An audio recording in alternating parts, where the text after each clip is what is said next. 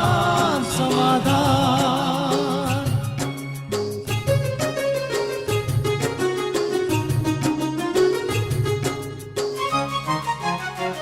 समस्या से उभरना अगर चाहे इंसान, स्वयं के संग सर्व का वो दिल से करे सम्मान। कहता है ये समाधान समाधान समाधान। समस्या से उभरना अगर चाहे इंसान, स्वयं के संग सर्व का वो दिल से करे सम्मान। कहता है ये समाधान समाधान समाधान। समाधान समाधान समाधान।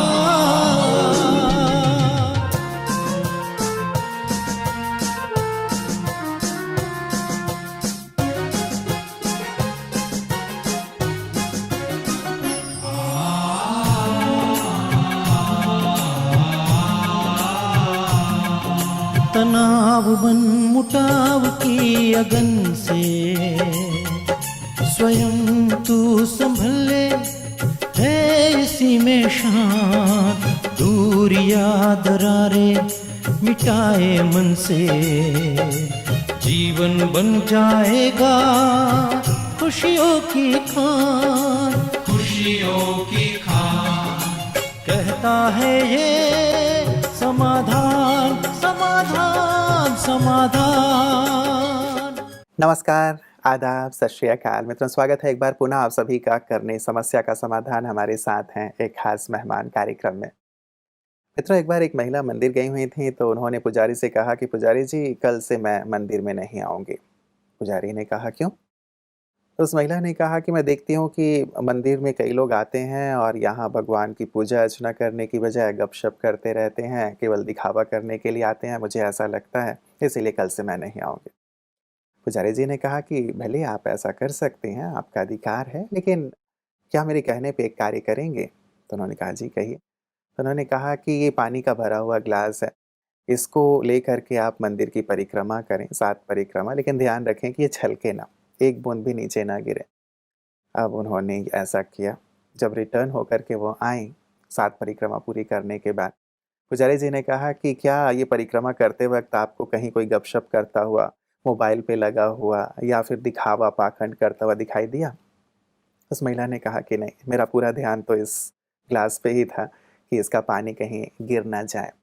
तो उन्होंने एक सुंदर सी बात कही पुजारी जी ने कि यदि हमारा भी संपूर्ण ध्यान केवल अपनी साधना पे रहता है, परमात्मा पे रहता है, तो और लोग क्या कर रहे हैं इसके बारे में हम विचार नहीं करते, बल्कि हमारी साधना को देखकर, हमारी एकाग्रता को देखकर, हमारी लगन को देख के दूसरे भी प्रेरित होते हैं। तो मुझे लगता है कि ये चीज़ कहीं ज़्यादा आवश्यक है और ऐसा होना चाहिए। एक सुंदर सी सीख पुजारी जी ने दी थी मित्रों, और हम सबके लिए भी मुझे लगता है कि ये ज़रूरी है कि कई बार चारों तरफ के माहौल को देख कर के हम भी निराश हो जाते हैं कि पता नहीं समाज का, संसार का क्या होगा, लेकिन मैं कैसे इस स्थिति में भी बेहतर कर सकता हूँ, इस पर यदि हम ध्यान दें तो समाज को बेहतर किया जा सकता है। और यही प्रेरणा लगातार ब्रह्मा कुमारी के माध्यम से, समाधान के माध्यम से आपको प्राप्त होता ही रहता है। और आज भी हमारे साथ आदरणीय राजयोगिनी शीलू दीदी जी हैं, जो कल भी हमारे साथ थे, जिन्होंने सुंदर हमारे प्रश्नों का जवाब दिया था। आइए आज हम अभिनंदन करते हैं दीदी का और कार्यक्रम की शुरुआत करते हैं। दीदी, पुनः आपका बहुत बहुत स्वागत है, अभिनंदन है दीदी। दीदी, ये एक बहुत ही महत्वपूर्ण सी बात है कि चारों तरफ की बुराइयां हमें कई बार बहुत ज़्यादा नीचे ले आती हैं। हम सोचते हैं कि अब कुछ नहीं हो सकता और हम क्विट कर जाते हैं। क्या अपनी अच्छाई को कायम नहीं रखा जा सकता है, और रखा जा सकता है तो कैसे? ज़रूर, अपनी अच्छाइयों को क्यों नहीं कायम रखा जा सकता है। अंदर में अगर दृढ़ संकल्प है कि मुझे किसी भी कीमत पर अपने मूल्यों को गंवाना नहीं। फॉर एग्जाम्पल, मैं एक शांत स्वरूप आत्मा हूँ, तो कोई भी व्यक्ति मुझे अशांत नहीं कर सकता है। ये मेरे ऊपर है कि मैं उस जो अशांति लाने वाली बातें थी उसको मैं स्वीकार करूँ या न करूँ। अगर मैं नहीं करती हूँ तो मुझे अशांत होने की कोई ऐसी आवश्यकता ही नहीं है। तो ये मुझ पर निर्भर है। कई लोग अपने मूल्यों को बहुत जल्दी गंवा देते हैं। किसी चीज़ को पाने के लिए अपनी शांति गंवा देंगे, अपनी खुशी गंवा देंगे, अपना प्यार प्रेम गंवा देंगे, क्योंकि ये जो मूल्य है ये ज़्यादा मूल्यवान है अन्य चीज़ों से। वस्तु तो आएगी जाएगी टूटेगी फिर दूसरी मिल जाएगी, पर ये जो मूल्य है ये बहुत कीमती है। ये आत्मा की शक्ति है। ये जैसे आत्मा अगर आप मूल्यों को गंवाती है माना अपनी शक्ति को गंवाती है, तो किसी भी कीमत पर किसी दूसरी बात के कारण मैं अपने मूल्यों को नहीं गंवाऊं, ये मेरा लक्ष्य होना चाहिए। जी जी जी जी, इससे हम दूसरों को भी प्रेरित भी कर पाते हैं कई बार। अन्यथा जी। ये होता है कि बुराइयों से प्रेरित होकर हम बुरे मार्ग पे चल पड़ते हैं, लेकिन ये नहीं सोचते हैं कि अच्छाइयों से हम दूसरों को प्रेरित करें कि दूसरे अच्छे जी मार्ग पे हाँ। चलें। और फिर परिणाम स्वरूप क्या होता है, मैं दूसरों को ब्लेम करने लगती हूँ, दोष देने लगती हूँ। इसके कारण मैंने ऐसे किया, अगर ये ऐसे नहीं करता तो मैं नहीं करता, ये करता, ये इसने किया इसलिए मैंने किया। अब दूसरा कुछ भी करे ना, ये उनका भाग्य है, जी। जो करेगा वो भरेगा, मुझे क्या करना है वो मुझे देखना है। तो हम अपने आप को नहीं देखते, दूसरों को देखते हैं, फिर अपने मूल्यों को गंवा देते। कई बार लोग ये कहते हुए सुने जाते हैं कि कलयुग में मूल्यों के साथ नहीं जिया जा सकता, अच्छे बन करके नहीं जिया जा सकता। इस बात पे आप क्या कहेंगे? ये तो किसी कमज़ोर व्यक्ति का कहना है। अगर कोई शक्तिशाली हो, अंतर से शक्तिशाली हो और मेडिटेशन करता हुआ हो, परमात्मा से उसका संबंध हो, तो वो ऐसे कभी नहीं कहेगा। हम भी तो रह रहे हैं संसार में, सबके साथ रह रहे हैं, पर कैसे हम मिल के रह सकते हैं? इसीलिए हम दूसरों की कमज़ोरियाँ ही निकालते रहेंगे तो किसी के साथ भी रह नहीं सकेंगे। क्योंकि कमज़ोरियाँ तो सब में होती है, मेरे में भी होगी, पर मैं अपने आप को ठीक करती रहूं तो मैं किसी के साथ भी एडजस्ट हो सकती हूँ, जी जी चाहे जी, वो व्यक्ति कैसा भी हो। बिल्कुल। और मेरे गुणों को देख करके वो व्यक्ति भी बदल सकता है, ऐसे नहीं कि नहीं बदल सकता है। कोई भी व्यक्ति संसार में बुरा नहीं है, हर एक अच्छा है, लेकिन वो जानता नहीं है, इसीलिए बुराई उसकी बाहर आती है। पर अगर वो जान जाए तो बुरा नहीं है कोई भी व्यक्ति। जी जी जी जी, लोग ये कह सकते हैं कि आप लोगों ने तो अब घर-बार छोड़ दिया है, सफ़ेद वस्त्र पहन लिए हैं, तो आपके लिए मूल्यों के साथ जीना सहज है, लेकिन आप दुनिया में रह के देखिए आपको कठिन लगेगा, ऐसा कह सकते हैं लोग? नहीं, हम भी दुनिया में रहते हैं, हम भी बहुत बड़े संगठन में रहते हैं और ये एक परिवार में रहना सहज है, क्योंकि ब्लड कनेक्शन है और एक है, तो परिवार एक है। यहाँ तो हम लोग रहते हैं, सब अलग-अलग हैं, हर एक के संस्कार अपने-अपने होते हैं, भाषा अपनी-अपनी, जाति भी अपनी, समझो अगर माने भी, जी। या उनके सब स्वभाव और उनका बैकग्राउंड सब कुछ अलग है, पर फिर भी हम रह सकते हैं। क्योंकि अंदर में हम मानते हैं कि मुझे बदलना है, मुख्य बात ये है, दूसरे को नहीं देखना है, मुझे बदलना है और ये सब ईश्वर का है, ये भी हम समझते हैं। इसीलिए कहीं भी हम फँसे हुए नहीं हैं, हम फँसते हैं तब दुखी होते हैं, जी जी हाँ, जी। फँसे हुए नहीं हैं। परमात्मा का कार्य कर रहे हैं, उनकी याद में कर रहे हैं और उनको ही फिर सौंप दिया, अगर सफलता मिली, ना मिली, वो सब उनके ऊपर है। तो न्यारे-प्यारे रह सकते हैं, तो सबके साथ मिल के रह सकते हैं। जी, तो जी। अगर हम कर सकते, आप भी कर सकते, क्यों नहीं कर बिल्कुल, सकते? इन आध्यात्मिक सिद्धांतों को अपने जीवन में अपनाना होगा, परमात्मा का साथ हो और जो न्यारे-प्यारेपन की आपने बात कही, उससे शायद ये सहज हो जाए। कई बार दीदी ये संसार में भी देखने को मिलता है और लोग ये कहते भी हैं कि जो अच्छा व्यक्ति होता है, मूल्यवान व्यक्ति होता है, उसको बहुत सुनना पड़ता है, सहन करना पड़ता है और सफलता उसको बहुत देर से मिलती है, बल्कि जो पतली गली अपनाता है, वो जल्दी सफल हो जाता है। नहीं, लेकिन हम तो मानते हैं कि अगर वो सहन करता है, वो अमूल्य बन जाता है। एक पत्थर का टुकड़ा कैसे उसको हथौड़ी, छेनी से आकार दिया जाता है, तो वो मंदिर योग्य पूजा के लिए वो एक मूर्ति बन जाता है। तो उसने सहन किया, तो अगर हम भी थोड़ा सहन करते हैं, तो परमात्मा की नज़रों में हम भी पूज्य बन जाएँगे। इसीलिए उन सहन करने से डरना नहीं चाहिए, जी, जी, हम तो जी। ये मानते हैं। बिल्कुल, सहन करते चलें और ये सफलता की जो बात है दीदी, कई बार लोग सोचते हैं कि यदि अच्छा व्यक्ति या फिर कम से कम ईमानदार व्यक्ति हमारे पास रहेगा तो हमारी भी पोल पट्टी खोल देगा, तो उसको प्रमोट करने की बजाय जो उनके साथ देने वाले होते हैं, जो मतलब क करप्ट होते हैं, उन्हें प्रमोट कर देते हैं। तो ऐसे में फिर वो जो अच्छा व्यक्ति होता है बेचारा निराश होता है। नहीं, मैं तो नहीं मानती हूँ इस बात को। हम तो यही मानते हैं कि जो अच्छा व्यक्ति है, भले आज लगता है कि सफलता नहीं मिली, आखिर सफलता उसको ही मिलेगी। क्योंकि कहा जाता है कि सत्य की जो नाव होती है ना, वो डोलती बहुत है पर डूबती नहीं है। और वो व्यक्ति जो असत्य के मार्ग पर चलता, लगेगा कि जैसे वो तर गया, पर आखिर वो हार ही खाता है। आखिर तो सत्य की ही जीत होती है, हम ये मानते हैं। दो कहावतें कही जाती हैं दीदी दुनिया में, इन पे मैं स्पष्टीकरण चाहूँगा कि जैसा देश वैसा भेष बना लो। तो कलयुग में हो तो वैसा भेष बना लो, ऐसा लोग कहते हैं। या ये भी कहते हैं कि हमें समय के साथ चलना चाहिए। यदि समय बदल गया है तो हमें समय के साथ बदल जाना चाहिए। तो ये दोनों बातें कह करके व्यक्ति अपने सिद्धांतों को, मूल्यों को, जीवन व्यवहार को बदलता जा रहा है। वास्तव में ये जो बात कही गई है, ये पूरी समझी नहीं गई है, इसीलिए ये कहने में आती।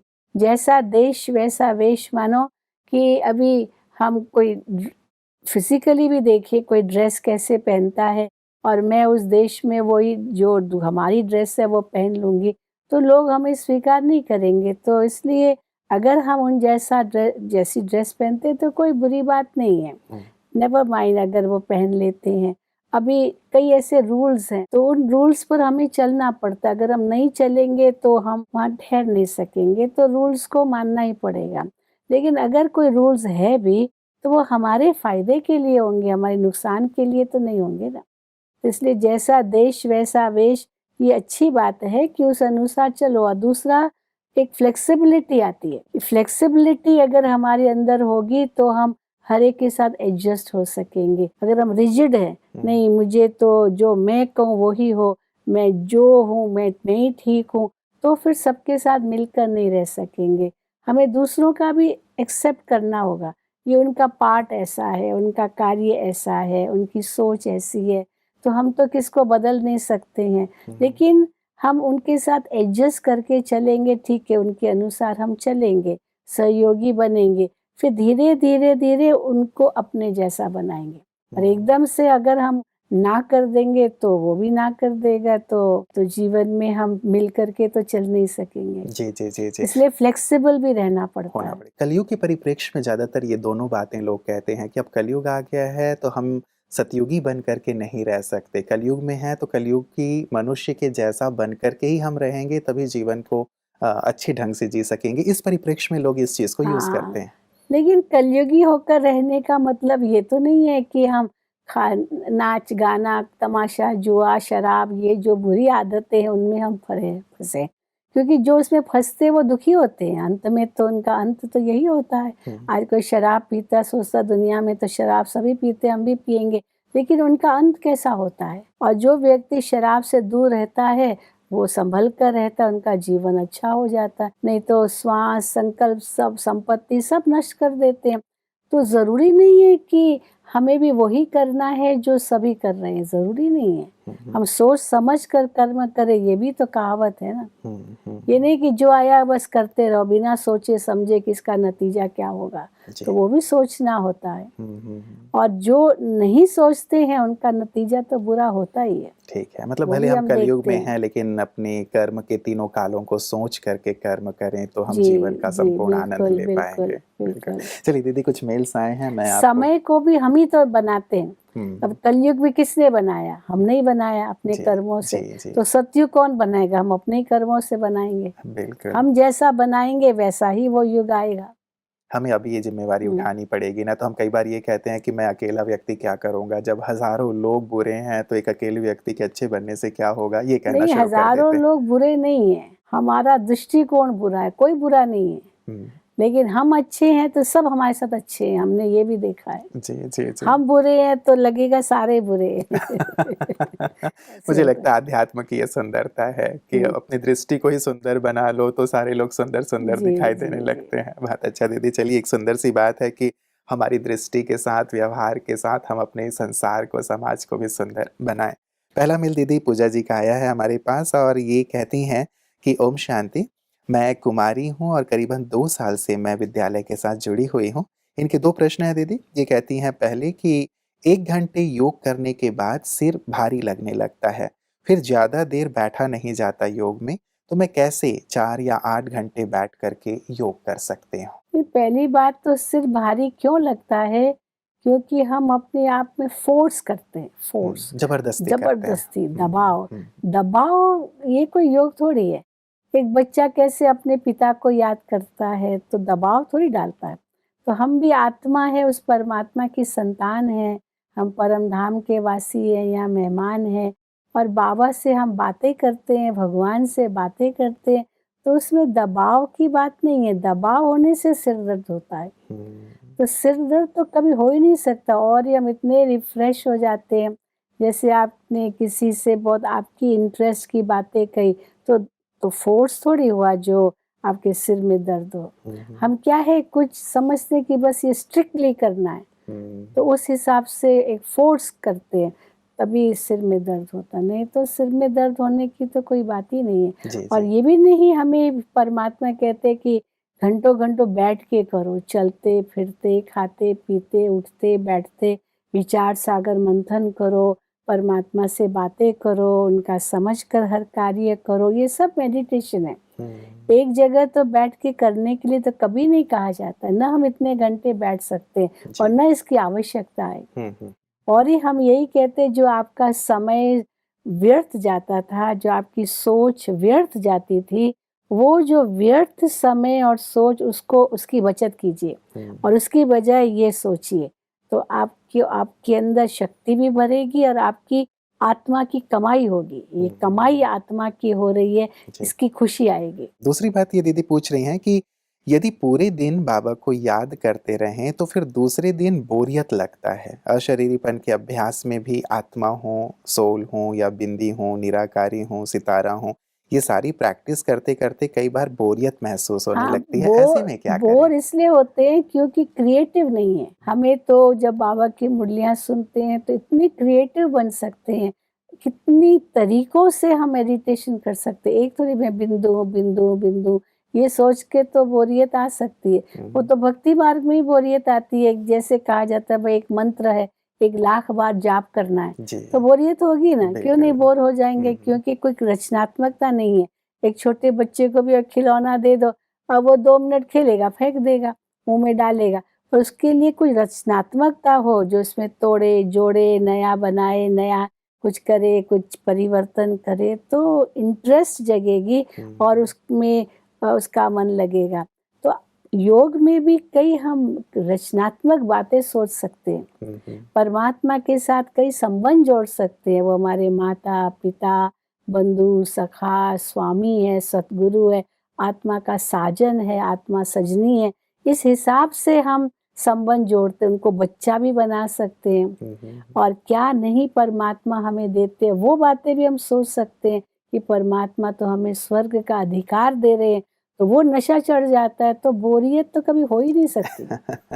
बात वही हो गई कि शायद योग को उस रूप में नहीं समझ के किसी हाँ, एक समझा ही चीज को नहीं। पकड़ लिया हो, तो इसलिए शायद बोरियत लगती होगी। जी, तो जी, ये एक जी। विस्तृत रूप से योग को हाँ, समझें और बिल्कुल, नवीनता बिल्कुल, अपनाएं तो शायद ये बिल्कुल, योग बहुत उनके लिए सरल हो जाएगा। बिल्कुल। प्रियंका जी का अगला मेल है दीदी, ये कहती हैं कि ओम शांति, मैं अपने आप को आत्मा विजुअलाइज नहीं कर पा रही हूँ, कोई उपाय बताएं।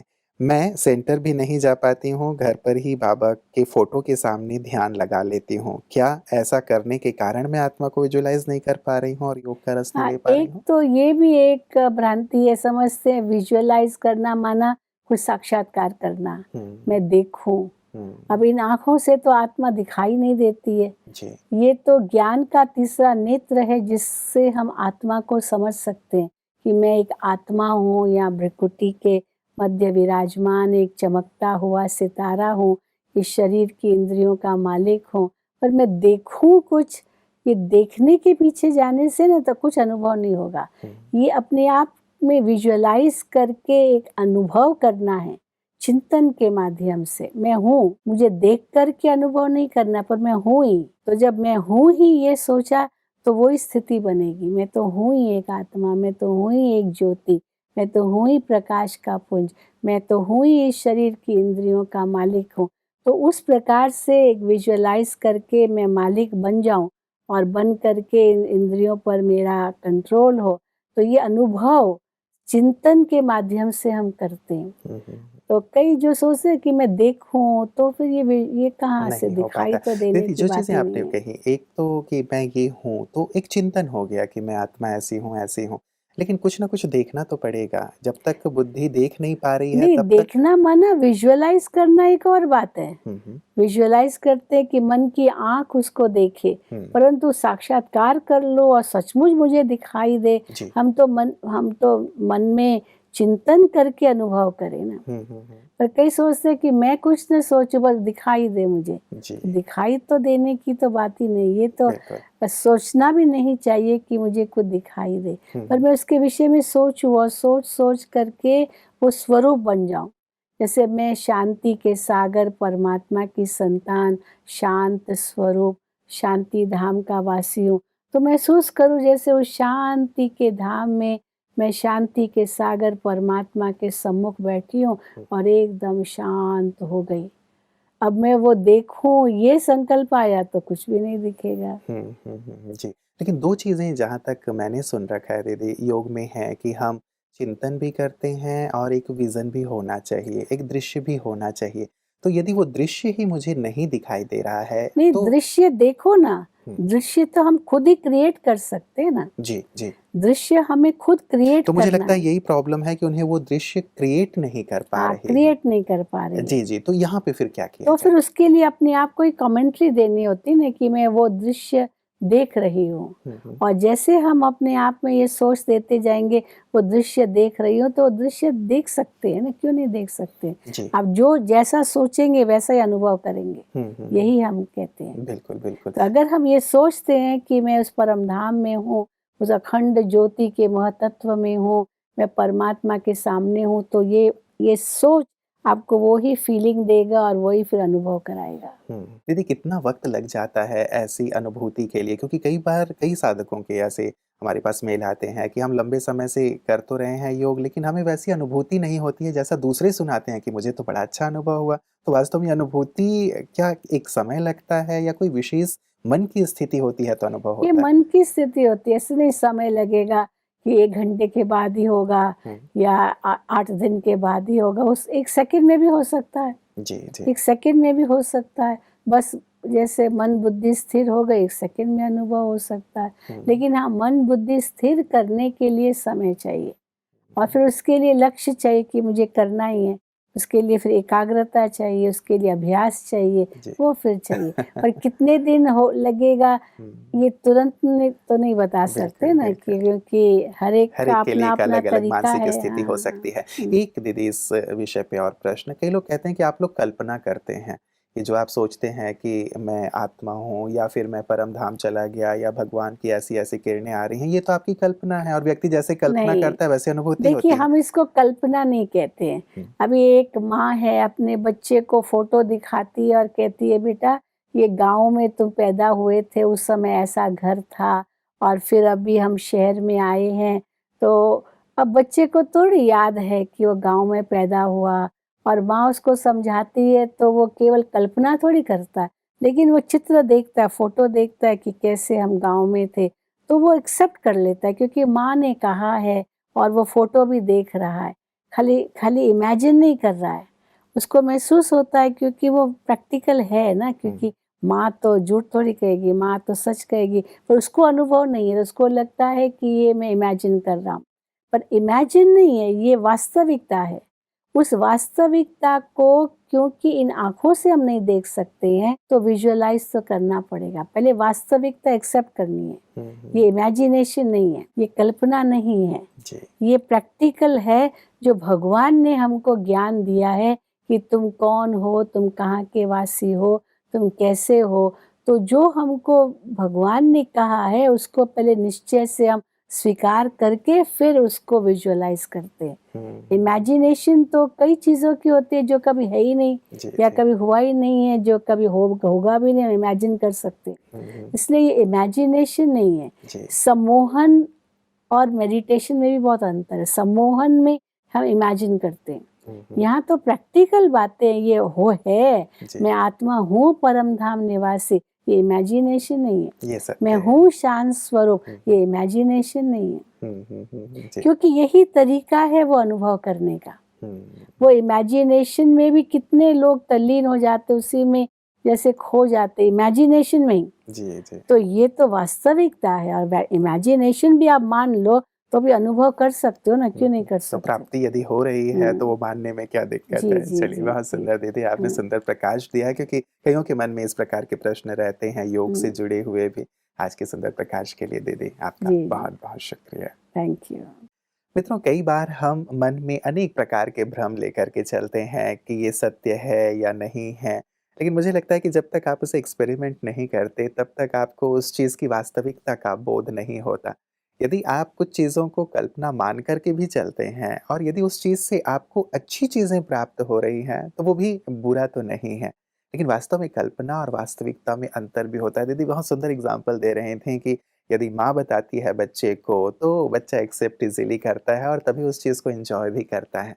और यदि परमात्मा हमें कुछ बता रहे हैं, तो ज़रूर वो तो संपूर्ण सत्य होगा ही ना, क्योंकि हम जन्म-मरण के चक्कर में आते हैं, इसलिए शायद हम सब भूल जाते हैं, लेकिन वो अजन्मा है, इसीलिए हर चीज़ को स्पष्ट रूप से हमारे सामने रख देते हैं और योग में उन चीज़ों को हम सुंदर रूप से अनुभव करके अपने जीवन में सुख शांति प्राप्त कर सकते हैं। तो क्यों ना हम इसकी ओर अपने कदम बढ़ाएँ और इस वास्तविकता का अनुभव करते हुए अपने जीवन को भी सुखमय अवश्य बनाएँ। बने रहिएगा समाधान कार्यक्रम में, कल पुनः आपसे मुलाकात होगी। नमस्कार। धैर्य और दृढ़ मनोबल से कर दे तू पल भर में मुश्किलें आसान, कतनी समकरनी के पावन जल से स्वर्ग बन जाएगा सारा ये जहान, सारा ये जहान। कहता है ये समाधान